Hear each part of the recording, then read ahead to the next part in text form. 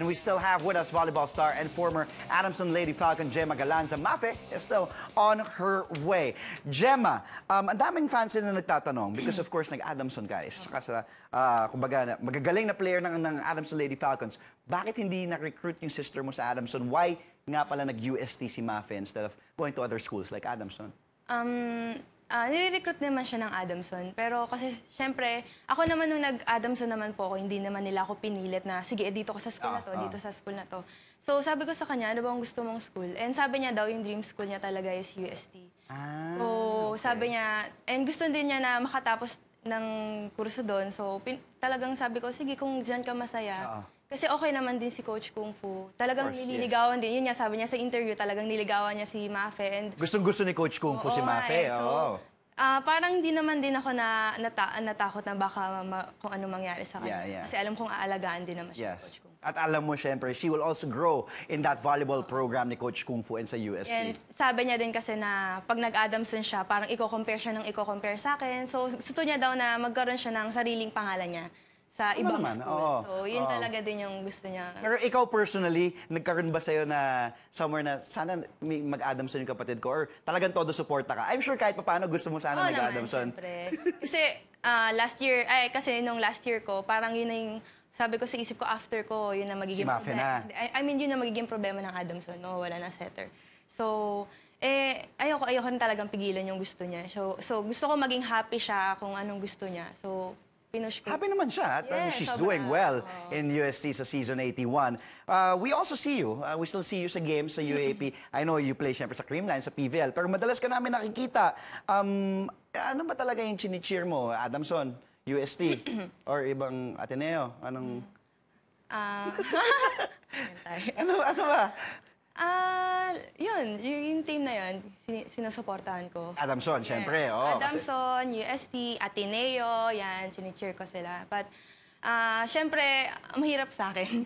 Yun nga. Paano kung magharap, yung last game, UST against Ateneo, pag magsiset si Mape, sige pala yung pag si Dina magsiset, sige pa. Si Dina.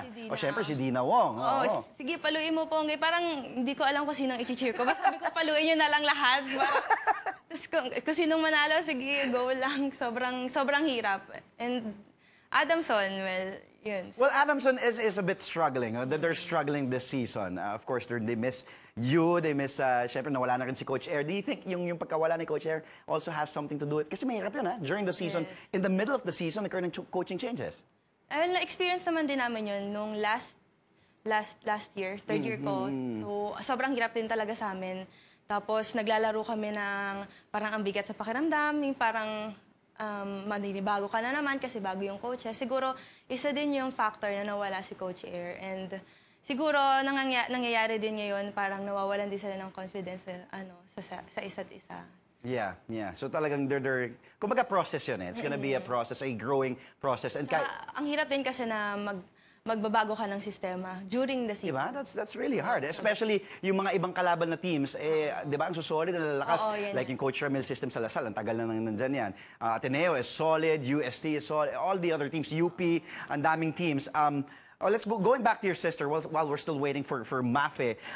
What do you think so far of her, kasi grabe yung rookie class Ilang beses natin pinag-uusapan this rookie class season 81. It's just really stellar and solid. But what do you think of Mafe so far on her rookie year, playing in UST with CC Rondina, with Aya Laure, under Coach Kung Fu? Nung di pa siya naglalaro, kinakabahan. Mag-start pa lang yung season nila, kinakabahan ako. Kasi parang, di ko pa siya din talaga nakikita ulit maglaro. So, parang sabi ko, nag-improve kaya siya? Naging maganda kaya yung training niya sa UST? So, yun ang dami kong tanong sa isip ko about sa kanya. And now na nag-second round na, sobrang, habang tumatagal, nag-i-improve talaga siya. Walang takot yung bata Opo, sobra. Actually, gusto lang i-share dati na parang... Go ahead. Last playing year ko ng high school, then siya first year niya. One time na pinagalitan siya ng tatay ko. And then, umiyak siya kasi hindi niya nahabol yung bola.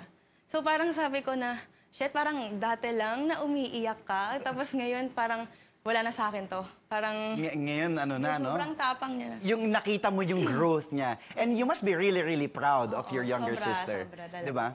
Anong message mo? I'm sure, well, Mafe won't make it live. We'll probably tape her with you later on. Pero anong advice mo kay Mafe as she, gears up for the hardest part of the season? Alam mo to sa UAP, yung race to the Final Four. Anong advice mo kay Mafe? Kasi nung bago sila mag-start, sabi niya, nung gagamitin siya, sabi niya, Ate Gemma, bigyan mo akong motivational message. Kasi baka gamitin ako ni Coach Kung Fu sa ewan ko anong game yun eh. Tapos sabi ko, okay. Tapos sabi ko, okay, sige.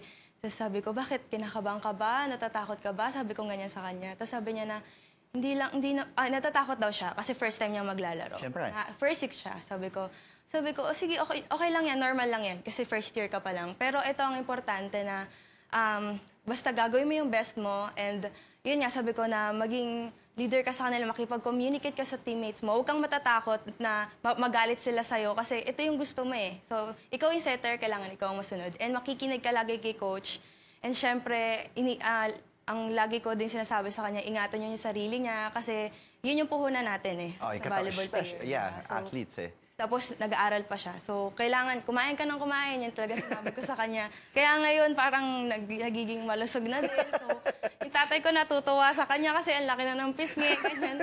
Pero, tapos sabi ko na, paunti-unti, makukuha mo yung tempo nyo ng team mo. Yan ang maganda. Yan ang kinagandahan ng having an ate, especially a Gemma Galanza na ate. Yun yung dun swerte talaga si Mafe. How about kay Dina? Ano naman message mo kay Dina Wong? Kay Dina,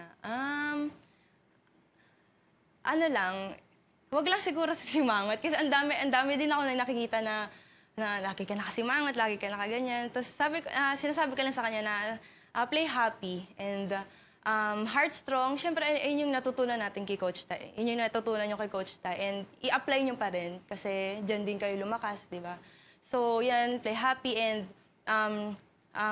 makipag-usap.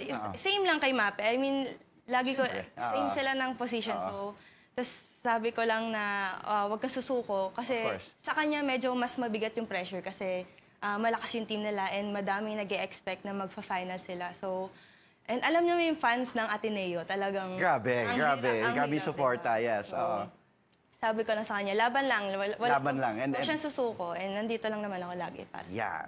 Natawa ako nung sinabi mong huwag magsimangot doon sa picture na sakto nakasimangot si Dina. Hindi kasi siya nakasimangot. But thank you so much for being here. We'll probably tape your interview with your sister, but thank you. Again, we just had Gemma Galanza, of course.